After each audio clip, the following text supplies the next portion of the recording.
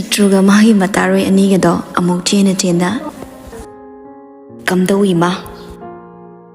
kamdau balari nongmadine nang sek saba soidrabani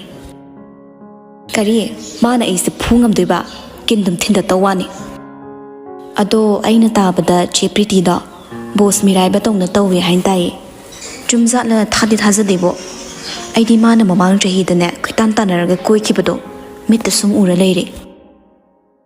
kaino aise chepriti na bo boss na tiam nungsi zabadaine o adu eraga nang thokoi silodana hawra abanang hawbunati nang na mata nariba mayam du da haibibani kaino asumna class mathang hawkiduna school suti tharaktuna mayam da loina thoraknare gate ki wangmada Henry do Pretty ga ngangnaraga leiri tawriba matodo leiriba singna su yingnei nangi siguma ma oma taw khrana ai se kyam su haiba nang khangdabra ngasi ngarang gi wanate nangi amomo karan tawba du tawgono tasengna aina lapnare sena hairaso nangna dumak yadabai natro ngasi si yona amari yoraba matamsida mi mayam gi mamang sina tradi nang ngangi do kaino ai se mina kari ne na klawdorige kitang di gyan tawo boss ai boss manu si de haikrabo pe ai bu wayang ngahan ngano tasengna mag nang ai nu si drena lapna khibado adune hena saruk chama phai adubu nangna kemta haiduna nangina ongna tawkhrana ai boss ngai handabadi nang khangbra o nang haisna di aina nang nusi de hairadi nang lap ke siro nangi du de ge soi bangai ba mansale shi hainaga mamai de lai tho chat ke tawi Henry na makut ta fai aina haisa nang fazana ta khoba nang nei lap thokini haibana ti nupi haibasidine yamna lemna reserve oina layo haibni wasake ke urubana te gate ki wangmada aswaida chatho oga tawribani asat awong satra khrana ubadai hena adubu pumnama makhoi ani mari leine haiba khangdaba leite tawriba singdo picture nga saidi yinglaga le Henry matawduda ma yam nungai satre tasengna mak mana nushirubai nungai tibra natragana topa maram leiribra tungde mangak tu pairap tawraga machinda sai saiduna changsilei oi picture magi cycle doga keiga tung olaga fat yingle Newton ubada masado pakhali swai laukre ngasai manu lamliba maongduga ngarang su toramliba mayam siga tasingna kari hairakadage phurakadoriba sini khanjariba mamai du lai thoklaga sukchillaga kirap tawraga le madu ubada Newton na khra nakna changsilei dat masak ne na inung henung sikhai khatna sak oin tawradana picture pisam ani do arai ke sukchillaga yengduna sumlei khangawdana Newton na mana ngasai tawkhiba dugumna marai tingsilamaga chatki picture tingak yenglang lehewi kari so haiduna mana tawribase tumin leiba huida hobani huiduna khonglagana kisinaraga tanjra ngai bagumbani tawribase Newton Henry khoi mana yoksilakpada fat on silaglaga b bye Henry sawning na mamit khani yingli madu bada Newton noksilaga biga bega babyga khene khangi konang asi hairamlaga karimnaba minok amaga loinana tumina thawa sadana mangakto hai haiduna chatki Pretty nok mi tawraga yenglaga lehawbada ubada Henry na yare nangamsu chalo ban ngare leire matung dai sawlakano ai ni habri sini ko o karino pungangangi gyan gamna tadi chatle ado nangari di lobala aba la ani nga wale ngai kini ase haina duna magi thokpa loina chatnakre Newton magi gari do da tonglaga chatli sum lamida lakpade bazar maya hek yobaga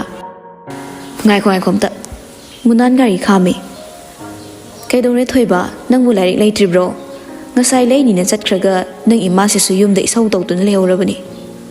haipa mayum haipa siri gi wabo sida ngak leramo si hairaga Newton da proverb junction kre sum yinglambadai munan mai kai khangdana Newton du ukidre madu ubada pakhatna gari dei amu makum tharai aduga laptakna karomda chathrige haina koilele tuna yeng leiringe Newton du magi nakanda proverb junction lapu ubada munana e thoiba aidi karam chatkrabano na pakhatlure Newton na wa amta ngangde tumina gari da dumakai natte nangmu kaidorage nasa nungai tabro Newton mamai lei thoga side glass da yeng thokre Munansu makha tana karisu haida tumina duma gari thorakli. Nga ki tungde ikan kanada makhoi sumayum yoksilakle. Getu hangdoklaga tumak lairami. Madu upada Newton masado khawta khadi chai. Maram dinga sai mana mama da haidana matomte school chatpasina kaiguma khadi tawrani haiba khangi. Sango imungdane imasisu halakrabani. Newton makhongdu tapna thanglaga imung changlei. Tapna thangli ba khongthangdo chaplepre. Sophada mama leimado nga tharaga mamit ushila leirami. Newton makhong thanglaga changsi kadai lepsi kadai changak na leiring tan jaduda mitkhuna karom deino. Thoiba hala abo tangmunga sai school dani changdi sangbra. Imasi koidi pakhanare. Aina budi kaisu tarumoina haibani. Hairakli bongo haiduda mamit ushila leiramba leimado khangpang pangthorakle. Newton gi tungde munana magi loinaba mitkhubo wa ngangdana ma ingit tawri. Newton tumina mama da yenglambadai lukthaki. Nang ngasi leiri lai to kadaino. Newton changsilaga magi bag to hangdoklaga lai khara puthoklaga pi. Leima lai to on dana yamunna yengli. Aduga amu Newton da mamit khani yengle. Madu ubada Newton kiraga mamai lukthaki. Leima pu hagolaga Newton gi mamai da khupakna setlang thaki ba khangaude. Ai se nang bu hek pokli ba namane. Karigi khangoi nangi asoiba. Aduk yamna freedom pa madine nang su yumsi bu thadok chatro. Karigino nangna tumina chatliba. Kadaidano nangna chatliba do. Larik sing sidi hana mamangda lekraba lai ngaktani. Newton machinde karigumba wahai amatta kangthokte. Tawdi pami pamde haiba wahai amatta. Piroina ba mit inga loinana mamada yinglei.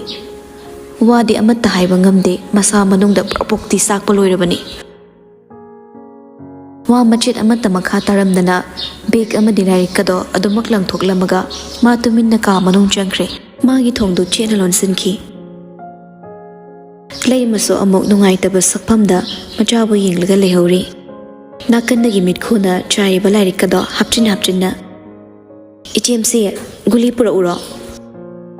Munana nakande. Yaroi matam chadana pungsa sabado horen chasano. Kaisu tawroye ngahak pothajasano natradi phibam tararoi. Asi hairaga mitkhuna guli do notuna pisakiduna leima nungaita magi kada changkre. Ka manungda Newton tumina leirambadai matomta khakna nothori. Masado pendaba nungaitaba singa loinana nokna mamitte mapisu sentharakle.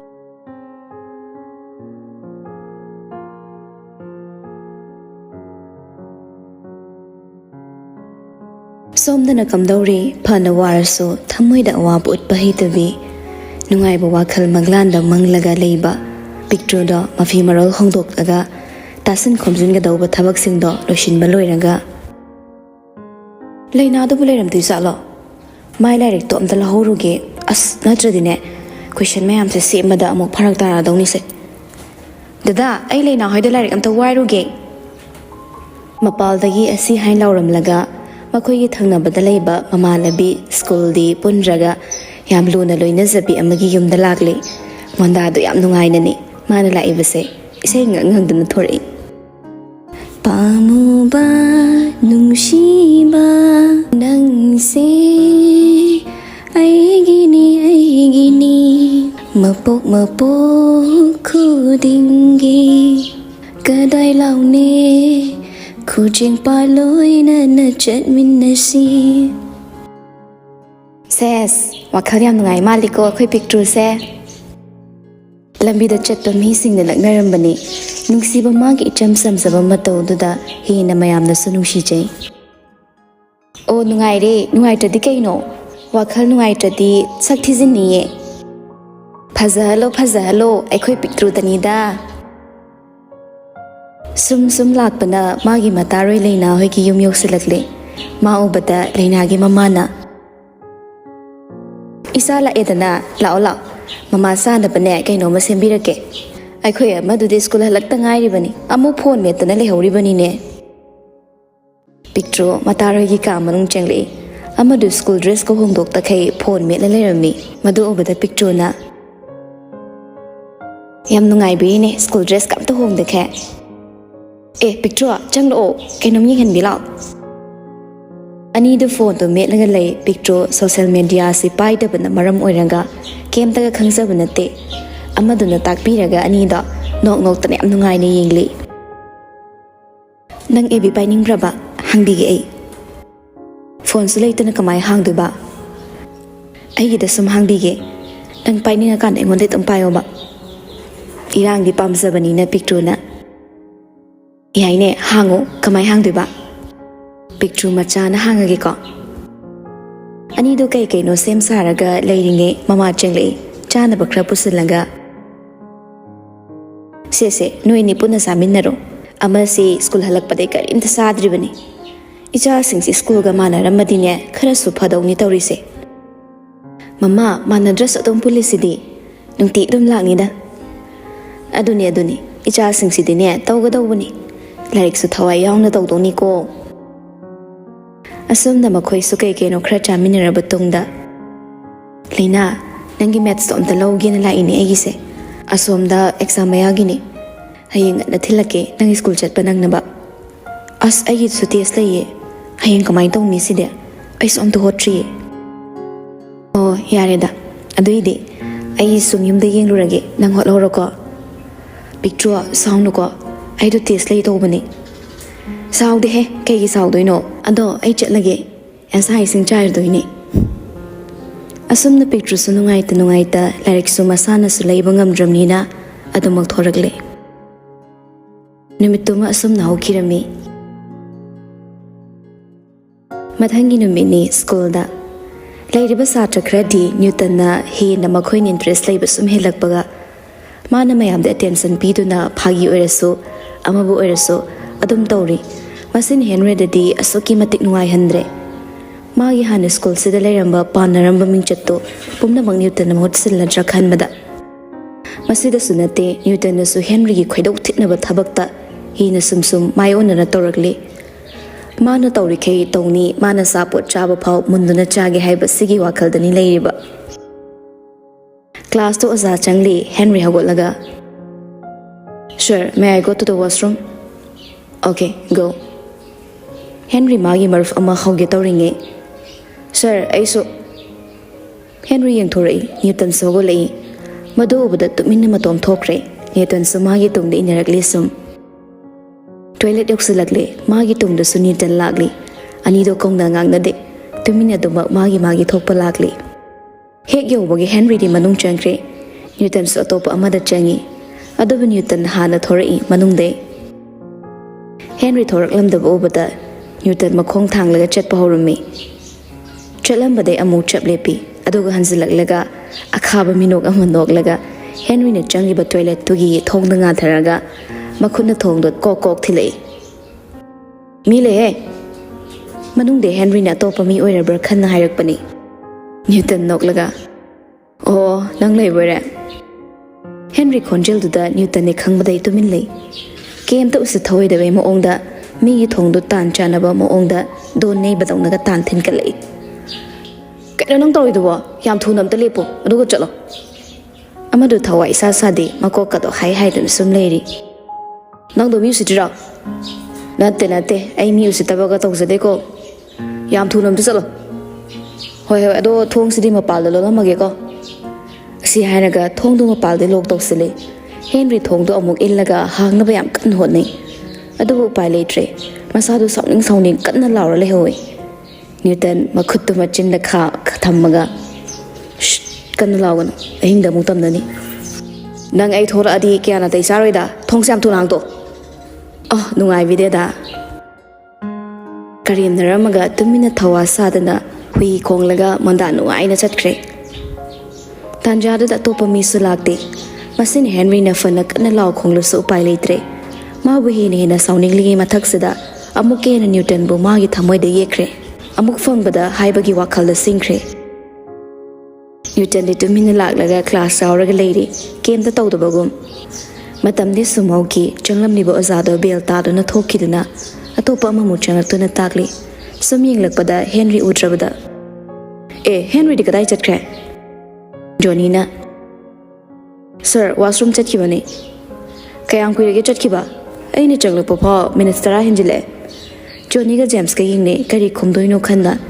ꯅ꯭ꯌꯨꯇꯟꯗꯤ ꯇꯨꯃꯤꯟꯅ ꯃꯇꯣꯝꯇ ꯅꯣꯛꯂꯤ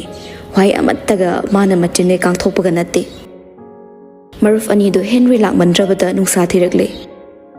ꯀꯩꯗꯧꯔꯤꯖꯥꯠꯅꯣ ꯃꯥꯕꯣ ꯑꯥꯗ ꯍꯧꯖꯤꯛꯐꯥꯎ ꯄꯨꯡꯈꯥꯏ ꯑꯃ ꯐꯥꯖꯤꯜꯂꯛꯑꯦ ꯑꯝꯇ ꯌꯦꯡꯉꯨꯁꯤꯔꯣ ꯑꯃꯨꯛ ꯐꯔꯛ ꯇꯥꯔꯝꯃꯗꯤ ꯑꯃ ꯃꯥꯏ ꯅ꯭ꯌꯨꯇꯟ ꯍꯥꯏꯁꯤꯒ ꯉꯁꯥꯏ ꯇꯨꯡꯗ ꯃꯥꯡꯗ ꯊꯣꯛꯈꯤꯕꯅꯤ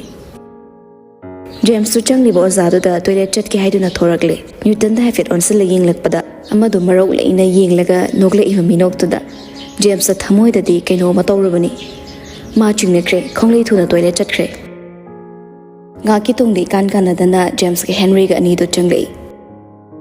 ꯍꯦꯟꯔꯤ ꯅꯪꯗꯤ ꯉꯁꯥꯏꯗꯩ ꯀꯩꯗꯧꯔꯨꯔꯦ ꯍꯦꯟꯔꯤ ꯀꯩꯝꯇ ꯈꯨꯝꯗꯦ ꯃꯃꯤꯠ ꯃꯃꯥꯏꯗꯣ ꯉꯛꯁꯪ ꯉꯥꯡꯉꯤ ꯇꯁꯦꯡꯅ ꯃꯁꯥꯗꯣ ꯁꯥꯎꯅꯤꯡꯕꯒꯤ ꯄꯟꯈꯩ ꯂꯩꯈꯤꯗ꯭ꯔꯦ ꯃꯤꯑꯣꯏꯕꯅ ꯁꯥꯎꯕ ꯍꯦꯟꯈ꯭ꯔꯗꯤ ꯀꯩꯝꯇ ꯎꯗꯦ ꯁꯤꯅꯤ ꯁꯤꯅꯤ ꯅꯥꯅꯤꯁꯨ ꯈꯪꯗꯦ ꯍꯥꯏꯗꯨꯅꯤ ꯏꯟꯈꯠꯂꯛꯄ ꯏ ꯈꯦꯡꯕ ꯃꯇꯥꯡ ꯑꯣꯏꯕꯒ ꯍꯦꯛꯇ ꯆꯪꯁꯤꯜꯂꯒ ꯅ꯭ꯌꯨꯇꯟꯒꯤ ꯃꯃꯥꯏꯗ ꯀꯤꯟ ꯄꯤꯁꯟꯈꯤ ꯑꯃꯗꯨꯁꯨ ꯍꯟꯗꯦ ꯃꯈꯨꯠ ꯍꯜꯂꯛꯏ ꯑꯅꯤꯗꯨ ꯑꯣꯖꯥꯅꯒ ꯈꯥꯝꯗꯣꯛꯄ ꯉꯝꯗ꯭ꯔꯦ ꯑꯇꯣꯞꯄ ꯔꯨꯝꯗ ꯂꯩꯕ ꯑꯣꯖꯥꯁꯤꯡ ꯆꯪꯁꯤꯜꯂꯛꯂꯒ ꯅꯝꯗꯅ ꯈꯥꯝꯗꯣꯛꯈ꯭ರೆ ꯑꯗꯨꯒ ꯄ꯭ꯔꯤꯟꯁꯤꯄꯥꯜ ꯀꯥꯗ ꯄꯨꯁꯤꯟꯈꯤ ꯑꯅꯤꯗꯨꯒꯤ ꯋꯥ ꯇꯥꯔꯕ ꯇꯨꯡꯗ ꯄ꯭ꯔꯤꯟꯁꯤꯄꯥꯜꯅ ꯁꯥꯎꯅ ꯃꯣꯏ ꯑꯅꯤꯃꯛ ꯄꯅꯤꯁꯃꯦꯟ ꯄꯤ ꯅꯪꯁꯨꯅꯤ ꯀꯔꯤꯒꯤ ꯑꯗꯨꯝꯕ ꯊꯕꯛ ꯇꯧꯔꯤꯕ ꯍꯥ ꯀꯩꯅꯣꯕ ꯅꯣꯏꯅ ꯇꯧꯔꯤꯁꯤꯕꯣ ꯊꯣꯏꯕ ꯍꯟꯗꯛ ꯃꯔꯛ ꯅꯪ ꯀꯩꯗꯧꯔꯕ ꯅ꯭ꯌꯨꯇꯟ ꯈꯨꯝꯗꯦ ꯇꯨꯃꯤꯟꯅ ꯑꯗꯨꯝ ꯂꯩ ꯍꯦꯟꯔꯤꯗ ꯑꯃꯨꯛ ꯑꯣꯟꯁꯤꯜꯂꯒ ꯃꯥꯅ ꯁꯤꯒꯨꯝꯕ ꯑꯃ ꯇꯧꯔꯦ ꯍꯥꯏꯔꯗꯤ ꯅꯪ ꯂꯩꯔꯤꯕ ꯑꯣꯖꯥꯁꯤꯡ ꯑꯃꯗꯤ ꯑꯩꯉꯣꯟꯗ ꯍꯥꯏꯔꯛꯄ ꯀꯩꯗꯧꯕ ꯅꯪꯅ ꯍꯦꯛꯇ ꯑꯗꯨꯝꯅ ꯇꯧꯔꯗꯤ ꯁ꯭ꯀꯨꯜꯁꯦ ꯍꯦꯟꯅ ꯃꯤꯡꯆꯠ ꯊꯤꯔꯣꯏꯗ꯭ꯔꯣ ꯍꯦꯟꯔꯤ ꯋꯥꯍꯩ ꯑꯃꯠꯇ ꯈꯨꯝꯗꯦ ꯃꯃꯤꯠꯇ ꯃꯄꯤ ꯏꯔꯥ ꯆꯦꯜꯂꯛꯏ ꯇꯁꯦꯡꯅ ꯍꯦꯟꯔꯤ ꯃꯄꯤ ꯌꯥꯝꯅ ꯎꯕ ꯋꯥꯍꯩ ꯑꯃꯒꯤ ꯄꯤ ꯇꯥꯕ ꯃꯤꯁꯛꯅꯤ ꯅꯨꯄꯤꯒꯨꯝꯕꯅꯤ ꯌꯥꯔꯦ ꯅꯣꯏ ꯑꯅꯤꯃꯛ ꯊꯣꯛꯑ ꯆꯠꯂꯣ ꯉꯁꯤꯒꯤꯗꯤꯅꯦ ꯅꯣꯏꯕꯨ ꯉꯥꯛꯄꯤꯔꯕꯅꯤ ꯂꯥꯁ ꯋꯥꯔꯅꯤꯡꯅꯤ ꯑꯩꯅ ꯄꯤꯔꯤꯁꯦ ꯁꯤꯗꯩ ꯍꯦꯟꯖꯤꯜꯂꯛꯑꯗꯤꯅꯦ ꯅꯈꯣꯏ ꯑꯅꯤꯃꯛ ꯁ꯭ꯀꯨꯜꯁꯤꯗꯩ ꯇꯥꯟꯊꯣꯛꯀꯅꯤ ꯑꯩꯒꯤ ꯃꯤꯒꯤ ꯌꯦꯡꯗꯅ ꯏꯆꯥ ꯑꯣꯏꯔꯁꯨ ꯑꯩ ꯉꯥꯛꯄꯤꯕ ꯉꯝꯂꯣꯏ ꯊꯣꯛꯑꯣ ꯌꯥꯔꯦ ꯍꯤꯗꯥꯛ ꯍꯥꯞꯍꯜꯂꯣ ꯆꯠꯂꯣ ꯃꯦꯗꯤꯀꯦꯜ ꯔꯨꯝꯗ ꯆꯪꯉꯣ ꯑꯅꯤꯗꯨ ꯇꯨꯃꯤꯟ ꯇꯨꯃꯤꯟ ꯊꯣꯔꯛꯏ ꯃꯃꯥꯏ ꯃꯃꯤꯠꯀꯁꯨ ꯏꯀꯥꯏ ꯀꯥꯏꯔꯕꯅꯤ ꯍꯦꯟꯔꯤ ꯌꯥꯝ ꯅꯨꯡꯉꯥꯏꯇꯕ ꯁꯛꯐꯝꯗ ꯃꯥꯒꯤ ꯇꯥꯔꯛꯀꯗꯕ ꯌꯥꯜꯂꯒ ꯂꯩꯔꯕ ꯃꯄꯤꯗꯣ ꯈꯥꯡꯖꯤꯜꯂꯒ ꯊꯣꯔꯛꯂꯤ ꯑꯗꯨꯕꯨ ꯅ꯭ꯌꯨꯇꯟꯗꯤ ꯃꯃꯥꯏ ꯀꯥꯏꯔ ꯐꯥꯎꯏ ꯊꯣꯛꯏꯕ ꯏꯗꯣ ꯑꯗꯨꯐꯥꯎ ꯍꯟꯗꯦ ꯑꯗꯨꯝ ꯎꯁꯤꯠꯇꯕ ꯀꯔꯦꯝꯅꯕ ꯑꯗꯨꯝꯕ ꯃꯑꯣꯡꯗ ꯅꯣꯛꯂꯒ ꯊꯋꯥ ꯁꯥꯗꯕ ꯃꯑꯣꯡꯗ ꯊꯣꯔꯛꯂꯤ ꯃꯌꯥꯝ ꯄꯨꯝꯅꯃꯛ ꯌꯦꯡꯅꯔꯒ ꯆꯤꯕꯣꯟ ꯆꯤꯕꯣꯟ ꯉꯥꯡꯅꯔꯤ ꯅ꯭ꯌꯨꯇꯟꯒꯤ ꯃꯥꯒꯤ ꯑꯁꯦꯡꯕ ꯃꯔꯝꯗ ꯃꯤꯅ ꯑꯊꯤꯕꯕꯨ ꯑꯣꯏꯒꯦꯔꯥ ꯊꯥꯒꯠ ꯋꯥꯍꯩꯕꯨ ꯑꯣꯏꯒꯦꯔꯥ ꯃꯁꯥꯗ ꯌꯥꯝꯅ ꯍꯔꯥꯎꯕ ꯅꯨꯡꯉꯥꯏꯕ ꯐꯥꯎꯖꯔꯤ ꯃꯌꯥꯝꯅ ꯃꯉꯣꯟꯗ ꯑꯦꯇꯦꯟꯁꯟ ꯄꯤꯔꯒ ꯃꯥꯁꯦ ꯄꯣꯄꯨꯂꯔ ꯑꯣꯏꯔꯦ ꯈꯟꯖꯔꯤꯕ꯭ꯔꯥ ꯑꯅꯤꯗꯨ ꯀ꯭ꯂꯥꯁꯔꯨꯝꯗ ꯆꯪꯂꯛꯄꯗ ꯃꯌꯥꯝꯗ ꯇꯨꯃꯤꯟ ꯇꯨꯃꯤꯟ ꯌꯦꯡꯅꯔꯤ ꯍꯦꯟꯔꯤ ꯃꯥꯒꯤ ꯃꯐꯝꯗ ꯆꯪꯁꯤꯜꯂꯒ ꯐꯝꯃꯤ ꯖꯦꯝꯁꯀ ꯖꯣꯅꯤꯒꯅ ꯃꯃꯥꯏ ꯃꯃꯤꯠꯇꯣ ꯇꯩꯊꯣꯛꯄꯤꯔꯒ ꯂꯩꯔꯤ ꯑꯗꯨꯒ ꯄ꯭ꯔꯤꯇꯤꯅ ꯍꯦꯟꯔꯤ ꯁꯣꯛꯏꯗꯣ ꯍꯟꯅ ꯌꯦꯡꯗꯅ ꯅ꯭ꯌꯨꯇꯟꯗ ꯑꯣꯟꯁꯤꯜꯂꯒ ꯃꯥꯒꯤ ꯂꯨꯃꯥꯟꯗꯣ ꯄꯤꯔꯒ ꯇꯩꯊꯣꯛꯑꯣ ꯂꯣꯏꯅ ꯁꯣꯛꯑꯦ ꯍꯤꯗꯥꯛ ꯍꯥꯞꯄꯣ ꯃꯦꯗꯤꯀꯦꯜ ꯔꯨꯝꯗ ꯆꯪꯂꯒ ꯍꯥꯞꯇ꯭ꯔꯁꯨ ꯌꯥꯔꯅꯤꯗ ꯍꯦꯟꯔꯤ ꯈꯔ ꯁꯥꯎꯅꯤꯡꯅ ꯂꯩꯕꯒ ꯄ꯭ꯔꯤꯇꯤꯒꯤ ꯃꯑꯣꯡꯗꯣ ꯍꯦꯟꯅ ꯅꯨꯡꯉꯥꯏꯇꯅ ꯌꯦꯡꯂꯛꯏ ꯃꯁꯤ ꯄꯨꯝꯅꯃꯛ ꯈꯟꯅ ꯅ꯭ꯌꯨꯇꯟꯅ ꯇꯧꯔꯤꯒꯤ ꯃꯇꯥꯒꯨꯝ ꯂꯨꯃꯥꯟꯗꯣ ꯂꯧꯁꯤꯜꯂꯒ ꯅꯪ ꯈꯔ ꯂꯧꯕꯤꯔꯛꯀꯦꯔꯣ ꯑꯧ ꯑꯩ ꯂꯧꯔꯛꯀꯦ ꯑꯁꯤ ꯍꯥꯏꯔꯒ ꯄ꯭ꯔꯄꯞ ꯊꯣꯛꯈ꯭ꯔꯦ ꯅ꯭ꯌꯨꯇꯟꯅ ꯀꯔꯤꯍꯦꯝꯗꯅ ꯃꯤꯒꯤ ꯂꯨꯃꯥꯟꯗꯣ ꯄꯥꯏꯁꯤꯜꯂꯒ ꯍꯥꯏꯗꯨꯅ ꯍꯦꯟꯔꯤꯗ ꯌꯦꯡꯂꯛꯏ ꯑꯗꯨꯒ ꯂꯨꯃꯥꯟꯗꯣ ꯃꯅꯝꯒ ꯅꯝꯂꯒ ꯋꯥ ꯃꯅꯝꯁꯤꯗꯤ ꯄꯨꯡꯉꯥꯎ ꯉꯥꯎꯕ ꯍꯥꯏꯗꯣ ꯑꯣꯏꯔꯦ ꯑꯩ ꯖꯦꯝꯁꯅ ꯑꯁꯤ ꯑꯉꯥꯎ ꯑꯐꯩꯁꯤꯒ ꯃꯥꯟꯅꯔ ꯀꯩꯗꯧꯗꯣꯏꯅꯣ ꯖꯣꯅꯤꯅ ꯅꯪ ꯑꯁꯤꯒꯤ ꯅꯥꯎꯁꯦꯛ ꯃꯥꯟꯕꯤ ꯄ꯭ꯔꯤꯇꯤꯁꯤ ꯅꯠꯇ꯭ꯔꯗꯤ ꯅꯨꯄꯤ ꯑꯝꯇ ꯂꯩꯇ꯭ꯔꯕꯣ ꯃꯥꯏ ꯃꯃꯥꯡꯗ ꯑꯇꯣꯞꯄ ꯑꯃ ꯀꯣꯏꯊꯗꯧꯅꯤ ꯍꯦꯟꯔꯤ ꯉꯥꯡꯉꯤꯗꯣ ꯑꯝꯇ ꯇꯥꯗ꯭ꯔꯦ ꯍꯦꯟꯅ ꯅꯨꯡꯉꯥꯏꯇꯕ ꯍꯥꯏꯗꯣ ꯑꯣꯏꯔꯦ ꯃꯁꯥꯗꯣ ꯇꯧꯐꯝꯒ ꯈꯪꯗ꯭ꯔ ꯄꯣꯠꯅꯤ ꯇꯥꯂꯛꯇꯨꯗ ꯊꯦꯝꯕꯤꯅ ꯅꯥꯀꯟꯗꯩ ꯍꯦꯟꯔꯤꯗ ꯕꯦꯅꯦꯠꯁ ꯑꯃ ꯄꯤꯔꯛꯏ ꯕꯣꯁ ꯁꯤ ꯅꯞꯁꯜꯂꯣ ꯍꯦꯟꯔꯤ ꯊꯦꯝꯕꯤꯗ ꯌꯦꯡꯂꯛꯏ ꯑꯗꯨꯕꯨ ꯀꯩꯝꯇ ꯍꯥꯏꯗꯦ ꯃꯔꯝꯗꯤ ꯋꯥꯈꯜ ꯅꯨꯡꯉꯥꯏꯇꯕ ꯍꯦꯟꯃꯟꯕꯅ ꯇꯨꯃꯤꯟꯅ ꯂꯩ ꯖꯦꯝꯁꯅ ꯂꯧꯔꯒ ꯍꯦꯟꯔꯤꯒꯤ ꯃꯃꯥꯏꯗ ꯅꯞꯁꯤꯟꯕꯤꯈ꯭ꯔꯦ ꯊꯦꯝꯕꯤꯁꯨ ꯍꯦꯟꯔꯤꯒꯤ ꯃꯇꯧꯗꯣ ꯅꯨꯡꯉꯥꯏꯇꯅ ꯌꯦꯡꯂꯒ ꯂꯩꯔꯤ ꯃꯥꯅ ꯀꯔꯤꯕꯨ ꯍꯥꯏꯕ ꯉꯝꯗꯣꯏꯅꯣ ꯈꯟꯅ